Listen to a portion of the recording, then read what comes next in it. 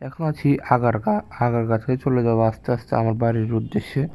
Hello বন্ধুরা, স্বাগতম আরেকটি ভিডিওতে। আজকে দেখতে পারবেন কীভাবে মিরপুর হতে আমাদের কুমিল্লাতে যাই। অনেক কষ্ট, অনেক সময় লাগে, প্রায় 5 ঘন্টার মতো সময় লাগে আমার বাড়ি যেতে। কারণ ওই দিন ছিল ঈদ যাত্রা এবং প্রচুর যানজট, প্রচুর মানুষের। এখানে বিমান দেখা যাচ্ছে, দেখতে পাচ্ছেন আগারগা স্টেশনে। আর এখানে প্রচুর বাস। মতিঝিল, আমরা মূলত আরামবাগ থেকে বাসে উঠি। মতিঝিল বাস স্টেশনে প্রচুর বাস। এই হলো আমি, কাব্য, আপনাদের প্রিয় ব্লগার। এখন বাসে দেখতে পাচ্ছেন, এখন দেখতে পাচ্ছেন আমার মেট্রো স্টেশনে। একে মিলে অনেক জার্নি, অনেক কষ্ট করে কিন্তু আমার বাড়ি যাওয়া লাগে। প্রথমে মেট্রো আসা লাগে, মেট্রোর থেকে তারপর আমরা রিক্সা করে আবার মতিঝিল আবার বাস স্টেশন চলে যায়।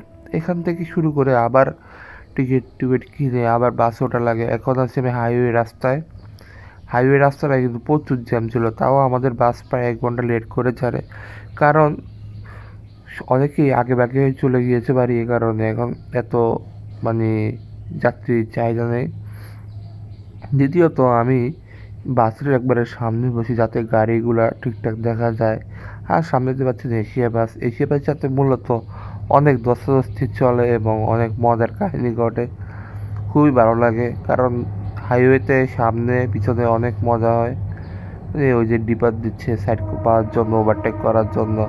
কিন্তু আমাদের ড্রাইভার সাহেব খুব ভালো ছিল, ওভারটেক এতটা না করার চেষ্টা করে, যাত্রী সেবায় সর্বোচ্চ দেওয়ার চেষ্টা করে এবং আস্তে ধীরে চালা যেতে বলি, আস্তে ধীরে চালা যায়, আমাদের কথা শোনে। তাই ওটার জন্য ভালোবাসা রইল। আর এটা হচ্ছে স্পেশাল মিটার, জোরে চালালে আপনাকে মিটার মেরে রেখে দেবে, মানে জরিমানা বা মামলা দিয়ে দেবে। তাই সবাই মোটামুটি ধীরে যাচ্ছিল, কারণ এইসব জায়গায় একটু সমস্যা। এখানে এত মানুষ, মানে এখানে আবার হাইওয়ে রেস্টুরেন্ট আছে, তাই এখানে এত মানুষ, বুঝতে পারছেন। আর এরকম হাইওয়ে রেস্টুরেন্টগুলো কিন্তু অনেক ডাকাতি করে, বিশেষ করে যাত্রীদের থেকে অতিরিক্ত পরিমাণ খাবারের মূল্য রাখে এবং ঠিকঠাক সেবা দিতে ব্যর্থ থাকে। তারা আবার ওই ড্রাইভার হেল্পার যারা আছে ওদের থেকে আবার কিছু মানে যে ওদের খাওয়িয়ে দেয়। আর এখন আছি মেঘনা সেতুতে। কুমিল্লা যেতে প্রায় অনেকগুলো সেতু পড়ে, যেমন কাশপুর সেতু, মেঘনা সেতু, দাউদকান্দি মানে গোমতী সেতু। প্রায় মেঘনা সেতু দেখতে পাচ্ছেন বিশাল বড় জায়গা জুড়ে, এত বড় একটি সেতু বলার বাহিরে, বলে কল্পনা করা যাবে না, যে প্রায় পদ্মা সেতুর মতো মনে হচ্ছে, কিন্তু পদ্মা সেতু আরও বড়। আশা করি আপনারা নিয়মিত ব্লগ ট্লগ দেখেন, আমি আশা করি পদ্মা সেতুর ভিডিও নিয়ে হাজির হব আপনাদের মাঝে এবং নতুন নতুন আরও জায়গা ঘুরবো, এক্সপ্লোর করব।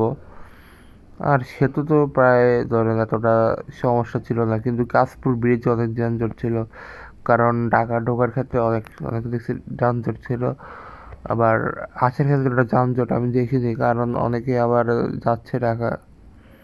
ঢাকা শহরটা মানে একটা গ্যাদারিং একটা শহর, এখানে প্রচুর মানুষের আনাগোনা, কম জায়গায় অনেক মানুষ থাকে। আর আপনারা জানেন যে ঢাকা শহর চলাফেরা তো সহজ না। আর দ্বিতীয়ত এক কথা বললেন না বললেই নয়, আর আমাদের দেখতে পাচ্ছেন হাইওয়ের পরিবেশ এত সুন্দর, এত তো গাছ, রাস্তায় সারি সারি গাছ থেকে শুরু করে অনেক সুন্দর জায়গা। আর ফুটওভার ব্রিজগুলো কিন্তু অনেক সুন্দর করে ডিজাইন করা হয়েছে। আর এশিয়া খালি একটু পর খালি ওঠে দিয়ে চলে যাচ্ছে, আবার আসছে, আবার ওভারটেক হচ্ছে।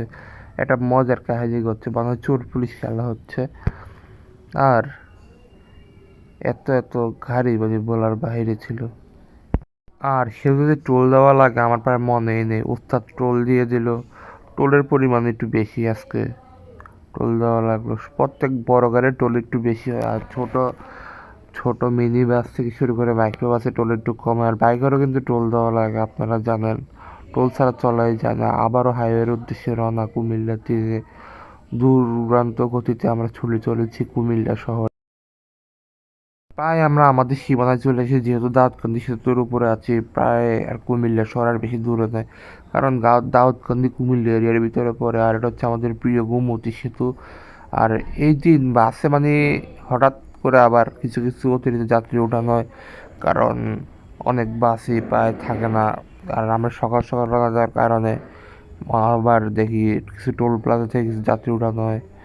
আর এই ট্যুর হলে ওটি দিয়ে চলে যায়, খালি আমাদের এই ট্যুর রোডে চলে যায়। অনেক যানজট দেখতে পাচ্ছেন। আবার আবার যানজটও হয়ে যায় এক পর্যায়ে, যাওয়ার সময় বললাম না যানজট, এই যানজটটা বিশাল যানবাহন আপনার রুট লেগে যায়, কারণ টোলে অত দেরি হয়। আর আমি তো সবসময় সামনেই বসি আপনাদের ব্লগার, আর সেই সময় মাত্র বাস ছাড়া অবস্থায় মানে পুরো বাস খালি থাকে, পুরো বাসটা খালি। ধন্যবাদ ভিডিও দেখার জন্য। নতুন আরও ভিডিও দেখা হবে, পাশে থাকবেন, ভালোবাসা দিবেন এবং নতুন ভিডিও পেতে অবশ্যই আমার চ্যানেলটা সাবস্ক্রাইব করবেন। ধন্যবাদ পাশে থাকার জন্য। দেখা হবে নতুন আরেকটি ভিডিওতে। তখন সুস্থ থাকবেন, ভালো থাকবেন।